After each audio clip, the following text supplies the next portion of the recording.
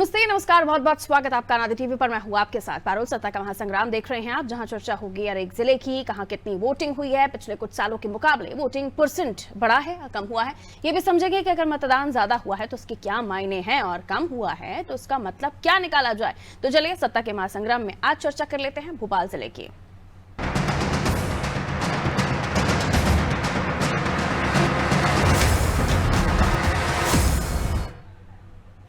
जब से वोटिंग खत्म हुई है तब से चर्चा राजधानी भोपाल की हो रही है। दरअसल भोपाल की गिनती उन जिलों में रही है जहां मतदान कम हुआ है।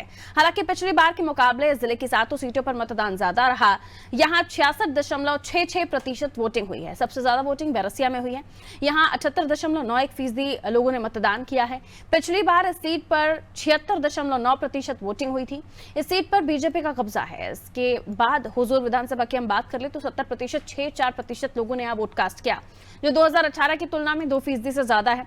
वहीं बात अगर भोपाल उत्तर सीट की जाए तो इस बार 69.10% यहां पर वोटिंग हुई है। पिछली बार से वोट इस सीट पर ज्यादा पड़े हैं। हालांकि 2018 में भी 2013 के मुकाबले अधिक मतदान हुआ था, लेकिन इस सीट में कांग्रेस के पास ये सीट रही है और अब ये सीट किसके खाते में जाएगी ये 3 तारीख बता देगी। ये भी देखना होगा कि इसी तरह नरेला, भोपाल, मध्य, गोविंदपुरा समेत अन्य सीटों पर वोटिंग ज्यादा रही या कम हुई, ये समझेंगे। और आज हम चर्चा करेंगे भोपाल जिले के साथ विधानसभा सीटों पर जहां मतदान का प्रतिशत क्या बता रहा है, किस ओर इशारा कर रहा है, इसका विश्लेषण होगा। ब्रजेश चौकसी जी हमारे ब्यूरो हेड हमारे साथ इस वक्त मौजूद हैं। उनसे भोपाल की इन 7 विधानसभा सीटों का समीकरण समझने की कोशिश करेंगे, क्योंकि कई जगहों पर वोट बढ़ा है तो कई जगहों पर कम हुआ है। कम भी इतना नहीं हुआ है कि आप उसे बहुत बड़ा गैप कह दें, लेकिन हाँ कुछ अंतर है। ये भी कहा जा रहा है कि सबसे ज्यादा बैरसिया पर बंपर वोटिंग हुई है। बैरसिया पर बंपर वोटिंग, लेकिन उसके अलावा कई ऐसी सीटें हैं। और ओवरऑल भोपाल का परसेंटेज आप देखें तो भोपाल में 66.62% ये अभी रहा है और पिछले 2018 में 65.79 यानी 65.79% मतदान रहा था। कैसे समझाएंगे आप दर्शकों को? देखिए पारुल, यदि हम भोपाल की बात करें तो ये भोपाल आरएसएस ने प्रयोगशाला बनाया था। यदि 7 सीटों की बात करें तो ये प्रयोगशाला बनाई थी 5 दशक पहले, जब आरएसएस के कार्यकर्ता यहाँ से जगन्नाथ राव जोशी 1967 में मैदान में उतरे थे। उन्होंने कांग्रेस की मेमूना सुल्तान को हराया था। इसके बाद से जी कांग्रेस से छीन ली गई ये सीट और बीजेपी का गढ़ बनती चली गई। किस तरह से बनी और वोट प्रतिशत किस तरह से असर डालता है, इस पर हम चर्चा करेंगे। यदि हम बात करें यहाँ पे तो अभी 7 सीटों में से आपके पास बीजेपी के पास 4 हैं और कांग्रेस के पास 3 हैं। मतलब ये मुकाबला दिलचस्प है। मध्य प्रदेश की 2 सीटें ऐसी हैं जहाँ पे कांग्रेस कब्जे में है। अभी 3 सीटों पर मध्य प्रदेश की माफ कीजिएगा भोपाल की 3 सीटों पर, उत्तर पर, मध्य पर और दक्षिण पश्चिम पर। उत्तर एक ऐसी सीट है जो लगातार कांग्रेस के कब्जे में रही है। सिर्फ 1993 में जब बावरी विध्वंस का मामला आया था तब आरिफ अकील यहाँ से चुनाव हार गए थे। रमेश शर्मा, गुट्टू भैया चुनाव जीते थे। इसके बाद लगातार यहाँ पर कांग्रेस का कब्जा रहा है। यदि हम इसी से स्टार्ट करते हैं कि जो भोपाल उत्तर की विधानसभा सीट है, यहाँ पर लगातार हम देख रहे हैं 2013 में मतदान 60% था, 62% 18 में बढ़ा, लेकिन कब्जा कांग्रेस का बरकरार रहा है। 2023 में 7% से ज़्यादा वृद्धि हुई है। तो ये वृद्धि किस तरफ इशारा कर रही है? निश्चित तौर पर यहाँ मुकाबला इसलिए दिलचस्प हम कह सकते हैं कि आरिफ अकील पहली बार इस विधानसभा सीट में मैदान में नहीं है। कांग्रेस ने उनके बेटे आतिफ अकील को मैदान में उतारा है। 1990 के बाद पहली बार ऐसा है कि बिना आरिफ अकील के यहाँ चुनाव मैदान में उतरी है कांग्रेस। और कांग्रेस ने आमिर अकील को टिकट नहीं दिया, आतिफ अकील को टिकट दिया है। तो आतिफ अकील के विरोध में उसी के चाचा आमिर अकील मैदान में है। निर्दलीय कांग्रेस में नासिर इस्लाम मैदान में है, जो कांग्रेस में रहे हैं और पिछली बार इससे पहले मध्य में चुनाव लड़े थे। आपसे मोहम्मद सऊद मैदान में उतरे हैं। तो इस बार यहाँ दिलचस्प मुकाबला हो गया है। मुस्लिम बहुल सीट है। यदि मुस्लिम मतदाता बंटते हैं इन 3 उम्मीदवारों में और चाचा भतीजे की लड़ाई में, हो सकता है बीजेपी यहाँ दूसरी बार सफलता हासिल कर ले। ये 7% मतदान यदि बड़ा है तो वो किस ओर इशारा करता है 3 दिसंबर को पता चलेगा। इसके बाद हम बात कर लें बैरसिया की, तो लगातार बैरसिया में हम देख रहे हैं कि बीजेपी का कब्जा रहा है। यहाँ पे सिर्फ एक बार कांग्रेस जीती है 98 में, एक बार सिर्फ कांग्रेस जीती है। इसके बाद यहाँ पे यदि प्रतिशत देखें तो जो बढ़त हुई है उसका फायदा भी बीजेपी को मिलता रहा है। 2013 में 59% मतदान हुआ था, बीजेपी बरकरार रही। 76% हुआ 18 में, बीजेपी बरकरार रही। 7% की वृद्धि हुई और अब 2.5% की वृद्धि हुई है। तो क्या बीजेपी बरकरार रहेगी? ये एंटी इनकम जब हम पिछली बार देख रहे हैं 2018 में भी 7% वृद्धि के बावजूद भी यदि बीजेपी वहां जीतती है तो 2.5% की वृद्धि क्या उसके लिए फायदेमंद होगी? नरेला की बात कर लें तो ये भी एक ऐसी सीट है जहां पे कांटे का मुकाबला माना जा रहा है। यहाँ भी मुस्लिम आबादी ज्यादा है, लेकिन जब से ये सीट बनी है तब से ये बीजेपी के कब्जे में है। यहाँ पे लगातार हम देख रहे हैं 2013 में 63% मतदान हुआ था, बीजेपी रही। 18 में बढ़त हुई, नहीं माफ कीजिएगा, बढ़त नहीं हुई, 63% ही मतदान रहा, लेकिन बीजेपी बरकरार रही। लेकिन इस बार 2.5% की वृद्धि देख रहे हैं हम। क्या ये नाराजगी है या जो लाडली बहना योजना है उसका असर है? ये फायदे में जाती है, नुकसान में जाती है? यहाँ कांटे का मुकाबला माना जा रहा है। भोपाल दक्षिण पश्चिम की बात कर लें हम तो ये कभी बीजेपी के पास रही है, कभी कांग्रेस के पास रही है। हम इस को देखें 2013 में यहाँ बीजेपी का कब्जा था, 2018 में हम देख रहे हैं कि यहाँ पे मतदान प्रतिशत घटा था। 2013 में 61% था, फिर 58% हुआ और मतदान प्रतिशत घटा तो कांग्रेस यहाँ पे कब्जा कर लिया कांग्रेस ने। इसके बाद 23 में हम देख रहे हैं कि यहाँ पे 1% की वृद्धि हुई है। ये कर्मचारी बहुल सीट है। अब कर्मचारी किस पाले में गए हैं? क्या जो हम ओल्ड पेंशन स्कीम की बात कर रहे हैं वो यदि कांग्रेस के पक्ष में गए हों तो 1% यहाँ असर डाल सकता है। इसके बाद आती है सीट मध्य की हम बात करें तो ये सीट ऐसी रही है कि यहाँ पर बीजेपी का कब्जा रहा है जब से बनी है। 2013 में तक बीजेपी का कब्जा रहा। 18 में हमने देखा है कि 60% 13 में हुआ था और 18 में 2% की घटा मतदान प्रतिशत घटा तो हम देखते हैं कांग्रेस का कब्जा हो जाता है। 2023 में अब यहाँ पर फिर 2% की वृद्धि हुई है। तो ये किस ओर इशारा कर रही है? क्या ये जो बदलाव की ओर इशारा कर रही है? क्योंकि जो घटा था मतदान प्रतिशत उसमें कांग्रेस को फायदा हुआ था, इस बार 2% बढ़ा, जितना घटा था उसमें कांग्रेस आ गई थी। तो क्या बीजेपी यहाँ बरकरार रहे, बीजेपी फिर वापस हासिल कर पाएगी क्या ये सीट को? गोविंदपुर और हुजूर की बात करें तो ये अर्ध शहरी विधानसभा क्षेत्र है और यहाँ लगातार बीजेपी का कब्जा रहा है। गोविंदपुरा पे 8 बार हम देखते हैं कि बाबूलाल गौर रहे हैं, विधायक रहे हैं। उसके बाद बीजेपी ने वहाँ से उनकी बहू कृष्णा गौर को मैदान में उतारा। यहाँ मतदान प्रतिशत लगातार बढ़ता भी है तो वो बीजेपी के फेवर में ही जाता है। 2013 में 59% था, 18 में 2% की बढ़ोतरी हुई और फिर देखा कि हम 2% फिर बढ़ गए। हर साल 2% की वृद्धि हो रही है, लेकिन ये कहीं ना कहीं ऐसा लगता है कि बीजेपी के फेवर में जाती है। हुजूर विधानसभा सीट का भी यही गणित है। 2013 में 63% था मतदान, बीजेपी रही वहां पे। 2018 में 68% हुआ, 5% की वृद्धि हुई, लेकिन बीजेपी बरकरार रही। 2023 में 70% मतलब 2.5% के लगभग बढ़ा है। तो बीजेपी के फायदे रहेगा या नुकसान होगा? क्योंकि नरेश ज्ञानचंदानी को पिछली बार भी हमने देखा है कांग्रेस ने मैदान में उतारा था और वो 16,000 से अधिक मतों से हार गए थे। इस बार कांग्रेस ने फिर उन पर दाव लगाया। तो क्या वो जो खाई थी 16,000 की वो पाट पाए हैं, कवर कर पाए हैं, या जो खाई और बढ़ गई मतदान बढ़ने से क्या वो उनके फेवर में गई है? ये देखने की बात होगी और ये 3 दिसंबर को पता चलेगा कि मतदान प्रतिशत जो बढ़ा है वो उस पर कांग्रेस की गारंटियों पर मतदाताओं ने भरोसा किया है या लाडली बहना का कमाल रहा है या कर्मचारियों ने बीजेपी का साथ दिया? जनता पर किन मुद्दों ने असर किया है ये तो खैर 3 तारीख बताएगी, लेकिन वोट परसेंट बड़ा है, कहीं 2.5 तो कहीं थोड़ा ज्यादा, यार बहुत ज्यादा डिफरेंस नहीं भी दिखाई दिया है। हमारे साथ हमारे सहयोग भी जुड़े हुए, मेहमान भी जुड़े हुए हैं, परिचय करा देती हूँ। चेतन सिंह जी बीजेपी से हमारे साथ जुड़े हुए। चेतन जी बहुत बहुत स्वागत आपका, सुन पा रहे हैं आप मुझे? प्लीज रिप्लाई कीजिए। त्रिलोक दीपानी जी कांग्रेस से हमारे साथ जुड़े हैं। त्रिलोक जी बहुत बहुत स्वागत सर। शबाना नरेला विधानसभा से हमारे साथ हमारी सहयोगी जुड़ी हुई हैं और वहीं विवेक मध्य विधानसभा में इस वक्त मौजूद है, हमारे साथ जुड़े हुए हैं। सबसे पहले हम अपने सहयोगियों का रुख करेंगे ताकि और भी जमीनी मुद्दों के साथ मैं आपके पास सवाल लेकर आ सकूं। विवेक, सबसे पहले आप क्या बताएंगे? मध्य प्रदेश की कई सारी सीटें हमने देखी और आज हम भोपाल की चर्चा कर रहे हैं। मध्य विधानसभा में इस वक्त आप मौजूद है, जब वोटिंग देखी थी और अब जब परसेंटेज सामने आ गया, आपका आकलन क्या कहता है? क्योंकि आप ग्राउंड पर रहे, आपने जनता को टटोला, आपने जाना कि किन मुद्दों को लेकर वो अंदर तक पहुंच रहे हैं, या कई बार साइलेंट वोटर्स भी आपको मिले। विवेक।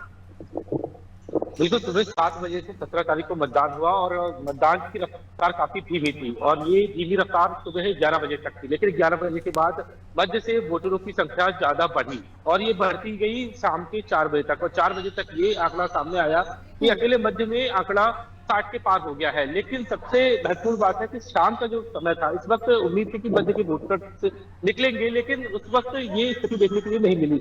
आखिरकार मध्य में भी कम वोटिंग हुई है, लेकिन सबसे दिलचस्प बात है कि जो माइनॉरिटी क्षेत्र के वोटर थे उन्होंने जमकर मतदान किया, जबकि शहरी इलाके की बात की जाए तो पॉश इलाका जिसमें आरेला कॉलोनी का शामिल है, यहाँ के लोगों ने कम मतदान किया। जबकि और उससे आगे बढ़े तो 10 नंबर, 11 नंबर और 12 नंबर की तरफ से झिल्ली बस्ती इस्लाम एरिया है, यहाँ पे मतदान का प्रतिशत बढ़ा है। और साल 2018 में ये देखने के लिए मिला था कि आरिफ मसूद जब जीते थे तो माइनॉरिटीज के वोट उन्हें ज्यादा मिले थे, लेकिन कोशिश इस बार 23 के इलेक्शन में ये की थी कि पूरे 5 साल के चुनाव में जितना माइनॉरिटीज को फोकस किया था, उतना ही मध्य के जो इस्लाम एरिया के जो वोटर थे उनके क्षेत्रों में अधिक काम कराया। तो इस लिहाज से ये माना जा रहा है कि जो 2018 में परिणाम था वो 23 पर रिपीट हो सकता है। लेकिन जहां तक सवाल है कि आखिर इस्लाम एरिया ने किस पे भरोसा जताया, ध्रुव नारायण यहाँ से मैदान में है। ध्रुव नारायण ये बता चुके हैं कि 2023 के कामकाज में 2018 के जो उन्होंने 2013 में जब उन्होंने विधायक बने थे उस वक्त जो उन्होंने काम किया वो 2023 में भी उसी काम के बलबूते ही वो चुनाव लड़ रहे थे। जबकि 5 साल में आरिफ मसूद ने जो काम किया वो ये महिला वोटर्स को हम छूना थोड़ा रुक गए हैं, उस पर भी मैं आपसे बात कर लूं। तो मध्य विधानसभा में जो महिला मतदान प्रतिशत आया है महिलाओं का, ये माइनस में गया है, माइनस 0.17। इसको कैसे देख रहे हैं, जल्दी से बताइए। बिल्कुल, मध्य क्षेत्र में ये माना जा रहा था कि जो स्लम एरिया है यहाँ की जो महिलाएं हैं वो ज्यादा से ज्यादा मतदान करेंगी, लेकिन माइनॉरिटी क्षेत्र से ज्यादा मतदान हुए हैं। यानी कि सरकार की तमाम लाडली बहना योजनाओं से लेकर महिलाओं को मुफ्त लेकर और बिजली के बिल का जो राहत वाली बात है कि सरकार ने उन्हें रियायतें दी थी, उसका असर कम हुआ है। ये असर कितना कम होता है ये 3 तारीख को स्पष्ट होगा कि महिलाओं ने कितना इसको सफर से सबसे ज्यादा किया। शबाना हमारे साथ जुड़ी हुई है नरेला। यहाँ पे अगर हम वेमेन एम्पावरमेंट की बात करें या वेमेन वोटर्स की बात करें तो इन्होंने दिखाया है, यहाँ पर भी हम माइनस, ये तो अभी हम मध्य की बात करें तो 0.17, लेकिन नरेला में 0.95% वोटिंग महिला वोटर्स में गिरी है। पिछली बार जो वोट कास्ट हुआ था वो 65.37 वेमेन वोटर्स की मैं बात कर रही हूँ, 64.42 ये अभी 2023 यानी 2023 में सामने आया। शबाना, क्योंकि महिलाओं को लेकर भी खास फोकस रहा है, पॉलिसीज को, स्कीम को लेकर योजनाओं की बात करें तो यहाँ पर भी वोटिंग गिरी है। जब इलेक्शन डे था, वोट कास्ट हो रहे थे, उस वक्त आप भी मौजूद थे फील्ड पर और महिलाओं से भी आपने बात की थी। क्या ये वाकई जो माइनस हुआ है वोटर्स का परसेंट, ये वजह पॉलिसीज हैं या फिर कुछ और आंकलन? शबाना। जी देखिए, मध्य प्रदेश में 2.71 करोड़ महिलाएं हैं। साफ होता है कि इस बार महिला वोटरों की जो तादाद थी वो काफ़ी ज़्यादा थी और वो सरकार बनाने में अहम भूमिका निभाएंगे। इस वक्त मैं राजधानी के नरेला में खड़ी हूँ और नरेला विधानसभा की बात करूँ तो इस बार जो चुनाव 17 तारीख को हुए हैं उसमें महिला वोटरों की तादाद जो है वो थोड़ी कम हुई। हालांकि नरेला में कहीं विवाद की स्थिति हो गई थी जिसकी वजह से लोग अपने घर की तरफ रवाना हो गए, लेकिन कहीं कहीं ऐसा था, फ्राइडे के दिन था तो ये क्षेत्र जो है, जैसे कि सर ने कहा, ये मुस्लिम बहुल इलाका है, तो 2 बजे के बाद जो है महिलाएं वोट देने निकली। काफी कम समय बचा था, 6 बजे। तो जैसे जैसे वोट होता गया महिलाओं की संख्या कम थी। हालांकि दोनों ही पार्टियों ने महिलाओं को लुभाने के लिए प्रयास किए, लेकिन ये 3 तारीख को नतीजे ही बताएंगे कि नरेला की जो जनता है, नरेला की जो महिलाएं हैं, वो अब मंत्री विश्वास सारंग पर कितना भरोसा जताती है। क्योंकि पिछले बार महेंद्र सिंह चौहान मैदान पर थे, कांग्रेस ने उन्हें मौका दिया था, लेकिन देखना ये होगा कि इतना सब कुछ एफर्ट्स जब लगाए गए, मेहनत की गई, उसका नतीजा क्या कुछ निकल कर सामने आता है। बहरहाल हमारे साथ मेहमान जुड़े हुए, बहुत शुक्रिया विवेक आपका, बहुत शुक्रिया शबाना आपका। हमारे साथ चेतन जी जुड़े हुए हैं, त्रिलोक जी जुड़े हुए हैं। चेतन जी, महिला वोटर्स कई सीटों पर बहुत ज्यादा बड़ी गैप नहीं है, लेकिन हाँ कुछ कुछ जगहों पर कम हुई हैं, लेकिन कई जगहों पर बड़ी भी हैं। इसमें आकलन ये कहा जा रहा है कि 7 में से 2 सीटें ऐसी हैं जहां पर वोटर्स बड़े हैं, महिला वोटर्स बड़ी हैं तादाद में वोट किया, और 4 सीट पर माफ कीजिए 5 सीटें ऐसी जिनमें 4 लाख महिला वोटर्स ने वोट कास्ट किया बढ़कर।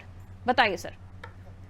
देखिए, कहीं पर बढ़ा है तो कहीं पर घटा भी है, लेकिन अपेक्षाकृत हमको लगता था कि जिस प्रकार की सारी योजनाएं हैं, खासतौर से बहनों के लिए जो योजनाएं हैं, कहीं ना कहीं इनका मतदान और मत प्रतिशत दोनों बढ़ेगा, लेकिन अपेक्षाकृत उतना तो नहीं बढ़ा है। लेकिन जहां भी महिलाओं का मतदान बढ़ा है, निश्चित रूप से वहां पर भारतीय जनता पार्टी को लाभ होगा। रही बात मध्य प्रदेश की राजधानी भोपाल की, तो देखिए बहुत साफ है, यहाँ का जो वोटिंग है, जो वोटिंग का ट्रेंड है, वो ध्रुवीकरण के आधार पर है। यहाँ सारी चीजें, विकास के सारे मायने खत्म हो जाते हैं, क्योंकि ध्रुवीकरण जहाँ पर हो जाता है तो उनको सीधा सीधा है बीजेपी को हराना है, मतलब हमको वोट जो बीजेपी कांग्रेस है उसको देना है, और जब बीजेपी को जिताना है तो जो हिंदू बहुल है वो कहते हैं हमको भाजपा को देना है। तो मैं समझता हूँ आपका ये कहना है कि जो सीटें कांग्रेस का गढ़ रही हैं वो आप इस बार निकाल पा रहे हैं, नहीं निकाल पा रहे हैं, इस पे अभी संशय किस तरह? टफ है, मुकाबले टफ है। लेकिन चेतन जी, एक आंकड़ा है कि जब हम देख रहे हैं कि मोदी लहर चली थी लोकसभा चुनाव में, तब भी हमने देखा है कि दिग्विजय सिंह को 2 सीटों पर बढ़त मिली थी, वो मध्य थी और उत्तर थी। तो यदि धार्मिक ध्रुवीकरण होता है, जिस तरह के हमने लोकसभा में देखा था, ध्रुवीकरण ही था एक तरह से, तब भी कांग्रेस को 2 सीटों पर जीत हासिल कर ली थी। यदि ध्रुवीकरण की आप बात करें तो फिर 2 सीटें ये आप जीत नहीं सकते। देखिए, भारतीय जनता पार्टी ने हर संभव कोशिश की और इसीलिए हमने पहली बार देश में नया प्रयोग किया है कि अपने प्रत्याशियों की घोषणा पहले कर दी। तो मुझे लगता है कि जितनी पार्टी ने जो व्यूह रचना बनाई है, जो कार्यकर्ताओं ने अपना कोशिश किया है, उसके सार्थक परिणाम हमको देखने को मिलेंगे। लेकिन ये तो 3 दिसंबर के बाद होगा क्लियर कि कहाँ क्या हुआ है। अभी तक का जो हुआ है वो यही है कि सब ये जो मामले हैं धार्मिक आधार पर ही ध्रुवीकरण के सारे ट्रेंड हमको देखने को मिले हैं। मुझे लगता है कि मध्य प्रदेश में जिस प्रकार से मुख्यमंत्री माननीय शिवराज सिंह चौहान जी ने सारे वर्गों को साथ में लेकर के सबका साथ सबका विकास और सबका विश्वास के आधार पर जो काम करने की कोशिश की, अब इसका तो हमको इंतजार करना पड़ेगा। हम यही एश्योर हो सकते हैं कि बेहतर परिणाम होंगे और भारतीय जनता पार्टी के पक्ष। त्रिलोक जी हमारे साथ बने हुए हैं। त्रिलोक जी, कहा जाता है मत प्रतिशत बढ़ता है तो ये आंकलन लगाया जाता है कि एंटी इनकम्बेंसी रही, लेकिन मत प्रतिशत बहुत जगहों पर बड़ा इतना हाइप पर नहीं गया है। 1% या आधा % का आप आंकलन कर सकते हैं। क्या बताएंगे? बैरसिया और बैरसिया के बाद दूसरी सीट हम देखें तो भोपाल उत्तर, यहाँ पर अच्छी खासी वोटिंग हुई है, लेकिन सबसे ज्यादा बैरसिया में हुई है। बाकी जगह पर बहुत ज्यादा उत्साह वोटर्स में नहीं दिखाई दिया। देखिए, पूरे भोपाल जिले की जो 7 सीटें हैं, कहीं पर कम हुआ है, कहीं ज्यादा मतदान बढ़ा है जी। लेकिन जो मतदान इस बार हुआ है वो सीधे सीधे एक शिवराज जी के चेहरे जो जनता के बीच में थे। पहले 18 साल से उनका कार्यकाल देखा कि किस प्रकार से पूरा मध्य प्रदेश गर्त में चला गया है, और दूसरी ओर कमलनाथ का चेहरा था जिन्होंने 15 महीने के अंदर अपना काम करके दिखाया। तो ये आकलन जनता ने किया है और आज जनता के सामने एक जो आप खास मानते हैं एक फ्लैगशिप इनकी योजना थी लाडली बहना, लेकिन जनता के सामने जब उसकी सच्चाई पहुंची, ये जब लाडली बहना इन्होंने मार्च के अंदर शुरू की, लेकिन अप्रैल के बाद जो ये दिव्यांग जनों को, मतलब विकलांगों को, वृद्ध जनों को, महिलाओं को और विधवाओं को, इस तरह से जो 6 लोगों को, 6 कैटेगरी को ये पेंशन देते थे, उनकी पेंशन अप्रैल से अक्टूबर तक बंद कर दी। तो जनता समझ गई कि वहां का पैसा ये यहाँ पर लगा रहे हैं। और जिस प्रकार से मध्य प्रदेश को शिवराज सरकार ने कर्जदार बना दिया है, जब दिग्विजय सिंह जी ने शासन 2003 में छोड़ा था, तब इस प्रदेश के ऊपर 62,000 करोड़ का कर्ज था। त्रिलोक जी, अगर ओपीएस की भी आप बात कर रहे हैं तो उसका भी बहुत ज्यादा उत्साह नहीं दिखा। अगर हम उस सीट की भी बात करें जहां पर कर्मचारी ज्यादा हैं, तो दक्षिण पश्चिम में भी बहुत ज्यादा कोई एकदम बढ़ोतरी नहीं देखी गई है, 1% बस।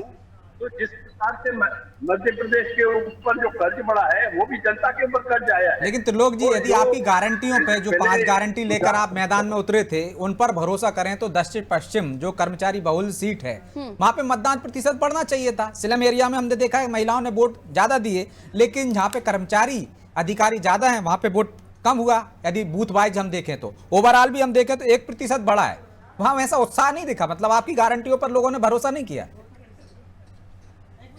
गारंटी जो हमारे माननीय कमलनाथ जी ने और हमारी प्रियंका जी ने मध्य प्रदेश में भोपाल के अंदर जिस प्रकार से राहुल गांधी ने रैली की थी, उसके अंदर अपार भीड़ 50-50 हजार लोगों की भीड़ दिखाई दी। और हमारे राष्ट्रीय नेता कन्हैया कुमार ने जो सभा ली मध्य के अंदर, तो वो वोटर्स में तब्दील नहीं हो पाई भीड़। त्रिलोक जी, वोटर्स में कन्वर्ट नहीं हो पाई वो भीड़। ये साफ दर्शाता है कि जनता का रुझान किस पार्टी की ओर है। वो रुझान इस बार कांग्रेस पार्टी की ओर देखा गया, और हम ये आपको गारंटी से बोल सकते हैं कि 7 में से 7 सीटें हम जीतने जा रहे हैं, और 1 आध सीट हो सकता है हम पिछड़ जाएं। लेकिन पिछली बार भी आपने देखा हमने यानी आपका कहना है जो गढ़ है बीजेपी के, नरेला हुआ या फिर गोविंदपुरा सीट हुआ, वहां पर वो सीटें भी आप निकाल पाएंगे, ये आपका मानना है? वो भी तब जब वोट % बढ़ा ही नहीं है। इस बार भोपाल जिले की जनता मानसिकता ये बनाकर बैठी थी कि अगर प्रदेश का विकास करना है और भोपाल जिले को आगे बढ़ाना है, विकास करना है, तो वो कांग्रेस को जिताना पड़ेगा। उसी रुझान को देखते हुए जिस प्रकार से दिलचस्पी लेकर उन लोगों ने स्वयं आगे बढ़कर बताया कि हमने कांग्रेस को वोट दिया है, इससे साफ जाहिर है कि भोपाल जिले की सभी 7 सीटें हम जीतने जा रहे हैं। जब 10 साल के मुख्यमंत्री ने ये वादे किए थे कि भोपाल में हमने बहुत कुछ किया, भोपाल के लोगों को पर्सनल मोबिलाइज भी किया है, वो खेत रहे, तो आप अब दावा कर रहे हैं कि अब भोपाल के लोग, जो बीजेपी का गढ़ बन चुका है भोपाल, वो सिर्फ इस बात पर भरोसा करेंगे कि कांग्रेस की सरकार आएगी तो विकास करेगी। और वो जो विकास दिख रहा है, चाहे मेट्रो रेल का दावा कर रहे हो, चाहे हम देख रहे हैं शहरी क्षेत्रों का जिस तरह से विकास का दावा कर रही हो, बीजेपी, वो उस पर भरोसा नहीं करेंगे? देखिए, मेट्रो रेल का शुभारंभ किसने किया? माननीय कमलनाथ जी ने किया। और जिस प्रकार से विकास कार्य जो कमलनाथ जी के माध्यम से शुरू हुए, और इस बार जो हमने गारंटियां दी कि 500 रुपए में महिलाओं को, परिवार लोगों को 500 रुपए में गैस का सिलेंडर मिलेगा। किसानों का कर्जा माफ हुआ। 55 लाख किसानों में से 27 लाख किसानों का प्रदेश सरकार ने कर्जा माफ किया। जहाँ की शिवराज सिंह चौहान के रिश्तेदारों और भाइयों का कर्जा माफ किया गया। ये हम तो भोपाल की बात कर रहे हैं ना त्रिलोक जी। 2 अर्ध शहरी सीटें हैं बस, यदि एकमात्र ग्रामीण सीट है बैरसिया, यहाँ लगातार बीजेपी जीतती रही। 2 सीटें हुजूर और गोविंदपुरा को अर्ध शहरी कह रहे हैं, आधा शहर है उसमें आधा गांव है, बाकी तो शहरी क्षेत्र है ना, जहां आप किसानों का दावा आपको लगता है चलेगा? हुजूर क्षेत्र में लगभग 185 गांव आते हैं, तो ग्रामीणों को जब देखा, और मैं कह रहा हूँ सबसे ज्यादा अभी जो परिणाम आएगा आप देखोगे, सबसे ज्यादा वोट हमको ग्रामीणों को मिलेंगे, क्योंकि जिस प्रकार से हमने ग्रामीणों को आश्वस्त किया है। और ग्रामीण अंचलों में जो वोटिंग हुई है वो महिला वोटर्स ग्रामीण अंचलों से ही 2 सीटों पर बढ़कर सामने आई हैं। त्रिलोक जी, अब लौट रहे हैं आपके पास, हम चेतन जी की तरफ रुक रहे हैं। पहले ब्रिजेश जी, मैं आपसे इस परसेंट को समझने की कोशिश करूंगी, क्योंकि भोपाल जहां पर हम डेवलपमेंट देख रहे हैं, जहां पर हम ये देख रहे हैं कि ग्रोथ दिखी है भोपाल वासियों को, और उसके बाद भी वो वोट परसेंट में वो ग्रोथ दिखाई नहीं दी है, तो क्या आकलन करेंगे आप भोपाल का? क्योंकि हम देख रहे हैं कि साल दर साल हर बार जो चुनाव हुए हैं, 5 टर्म जो 5 इयर्स का रहा है, उसमें बहुत ज्यादा परसेंट में उतार चढ़ाव नहीं है, तो ये जनता यहाँ की बहुत ज्यादा निकलती नहीं है, आप यहाँ आकलन करेंगे? या इस बार जो हम कह रहे हैं ग्रोथ हुई है, या फिर विकास भोपाल में देखा है, मेट्रो की बात की जा रही है, फ्लाईओवर्स की बात की जा रही है, उस तरफ आकर्षित नहीं हुई है जनता? देखिए पारुल, वैसे भी हम कहते हैं या कहा जाता है कि शहरी क्षेत्रों में बीजेपी का दबदबा रहता है, ये कई बार प्रमाणित के साथ भी हुआ है, जो परिणाम आया उससे आकलन में भी लगता है। जो बात हम कर रहे हैं ओवरऑल हम बात करें तो विधानसभा वार भी बात करें तो कहीं ना कहीं प्रतिशत में बढ़ोतरी हुई, चाहे 1 से लेकर 5%, 2% की बढ़ोतरी हुई है। तो आप ये देखिए कि ये बढ़ोतरी हुई है, क्या ये सरकार के खिलाफ है, एंटी इनकम्बेंसी है, जैसा कि शहरी क्षेत्रों में नजर नहीं आ रहा है? क्या ये कांग्रेस के गारंटियों पर भरोसा करके दिए? तो हम यदि कुछ आकलन करें कुछ क्षेत्रों में, यदि दक्षिण पश्चिम को उदाहरण के तौर पर मान लें, तो कर्मचारियों को बहुत संख्या में मतदान करना चाहिए था, वहां का मत प्रतिशत बढ़ना चाहिए था, जबकि वैसा हुआ नहीं। और यदि हम खासकर उसी दक्षिण पश्चिम की बात करें, उन बूथों की जहां कर्मचारी बहुल्य हैं, तो वहां पर जाकर देखेंगे तो और आंकड़ा घट जाता है। तो क्या उस कर्मचारियों ने उस गारंटी पर भरोसा नहीं किया? दूसरा, बीजेपी जो दावे कर रही है कि लाडली बहना का असर है, तो उसका असर हमने अधिकांश सीटों पर देखा है, प्रदेश की कम से कम 90 सीटों पर देखा है कि महिलाओं का वोट प्रतिशत बढ़ा है। यदि नहीं बढ़ा है तो उन सीटों पर हम देख रहे हैं कि वो कौन सी क्षेत्र में नहीं बढ़ा, या तो वो स्लम एरिया है जहां पे बढ़ा है, और जो शहरी क्षेत्र है जो लाडली बहना से लाभान्वित नहीं है, वहां नहीं बढ़ा। तो ये गौर करने वाली बात है। क्या वो 1500 रुपए जो कांग्रेस दावा कर रही है कि हम देंगे, 500 रुपए में गैस सिलेंडर देंगे, उसके भरोसे महिलाएं बाहर निकली हैं? या जो बीजेपी लगातार उन्हें ओबलाइज कर रही है, चाहे 1250 रुपए दे रही हो, 450 में गैस सिलेंडर देने की बात कर रही हो, क्या उस पर भरोसा किया है महिलाओं ने? इसके साथ साथ हम देखते हैं बीजेपी की लगातार जो योजनाएं हैं, लाडली बहना हो, लाडली लक्ष्मी हो, और महिलाओं के प्रति 1 दर्जन से अधिक योजनाएं चल रही हैं। भले ही कांग्रेस ये बार बार कह रही हो कि चुनाव से पहले लाडली बहना लेकर आए, लेकिन क्या लोगों ने उस पर भरोसा किया, खासकर महिलाओं ने? क्योंकि महिलाएं लगातार जो लाडलियां हैं आज की तारीख में वो 18 साल की वोटर हो गई हैं, तो क्या वो बीजेपी के फेवर में गई हैं? भोपाल में तो 0.89% महिला वोटर्स डाउन हुए। चेतन जी, पूरे भोपाल के 7 विधानसभा सीटों में 0.89% डाउन हुआ है परसेंटेज वोटर्स का, महिला वोटर्स का। दर्शा रहे हैं, लेकिन फिर भी मैं ये कहना चाहूंगा कि जिस प्रकार से मध्य प्रदेश में भारतीय जनता पार्टी की सरकार ने जो गरीबों के जनहित के निर्णय लिए हैं, निश्चित रूप से उन सबका भरोसा भारतीय जनता पार्टी के साथ बना हुआ है, और मध्य प्रदेश की राजधानी में अधिकांश सीट पर भारतीय जनता पार्टी के प्रत्याशी इस चुनाव में विजय का प्रमाण करेंगे। और देखिए, नेतृत्व तो बहुत साफ है हमारे यहाँ, वर्किंग बहुत साफ है, दशा और दिशाएं बहुत साफ है, नेता नीति नियत तीनों बहुत साफ है। और आज की जो जनता है, आज का जो युवा है, वो बहुत ही ज्यादा पारदर्शिता के साथ सारी चीजों का आकलन करता है। और हर हाथ में आज तो स्मार्टफोन है, लोग समझते हैं, लोगों को दिखता है, जो हम कहते हैं वो करके दिखाते हैं। राजधानी में जिस प्रकार के विकास के कार्यों को जो गति मिली है, चाहे मेट्रो का मामला हो, चाहे सड़कों का मामला हो, चाहे बिजली को लेकर के मामला हो, चाहे नर्मदा पानी को लेकर के मामला हो, तो जितनी भी निश्चित रूप से सरकार के बढ़ते हुए कदम का एक प्रतीक है। और जनता जनार्दन सब लोग चाहते हैं कि सुखी समृद्धि शांति के साथ हमारा अपना बिल्कुल। शहर, हमारा अपना जिला अग्रणी बने, उस तरह भारतीय जनता पार्टी ने बेहतर काम किया और लोगों का भरोसा माननीय मुख्यमंत्री बिल्कुल शिवराज 3 सिंह तारीख चौहान बताएगी आपकी बात में कितना दम। बहुत बहुत शुक्रिया आप सभी का हमारे साथ चर्चा में जुड़ने के लिए। मध्य प्रदेश की राजधानी भोपाल के साथ विधानसभा सीटों की हम बात कर रहे थे। मत प्रतिशत जो निकल कर सामने आया वो बहुत ज्यादा हाइप पर नहीं गया है, बहुत ज्यादा अप नहीं गया है, लेकिन ये भी माना जा रहा है कि शहरी क्षेत्रों पर लगभग भारतीय जनता पार्टी अपना दबदबा कायम रखती है। कई ऐसी सीटें हैं जिन पर वोट परसेंट निकलकर सामने आया, कई ऐसी सीटें हैं जिन पर वोट परसेंट बहुत मामूली तौर पर नीचे गया है। ये माना जा रहा है कि कर्मचारी बाहुल्य क्षेत्र में जिसके लिए ओपीएस योजना कांग्रेस ने अनाउंस की थी, उनकी गारंटी बहुत ज्यादा उसका असर पड़ा नहीं है। ये भी मान के चला जा रहा है कि जो लाडली बहना योजना है उसका असर सीटों पर दिख रहा है। लगभग 90% सीटें मध्य प्रदेश विधानसभा में ऐसी जिन पर असर दिखा है। तो क्या राजधानी भोपाल के साथ विधानसभा सीटों पर ये पॉलिसी असर लाई या ओपीएस ने कर्मचारी बाहुल्य सीट पर वहां कर्मचारियों को आकर्षित किया है? तमाम चीजें 3 तारीख को साफ हो जाएंगी। तब चर्चा होगी कि किसकी योजनाएं जनता तक कितनी पहुंची है, जनता ने किसकी योजनाओं पर भरोसा किया, किस पार्टी पर भरोसा किया। फिलहाल दीजिए इजाजत, रखिए अपना ख्याल। नमस्कार।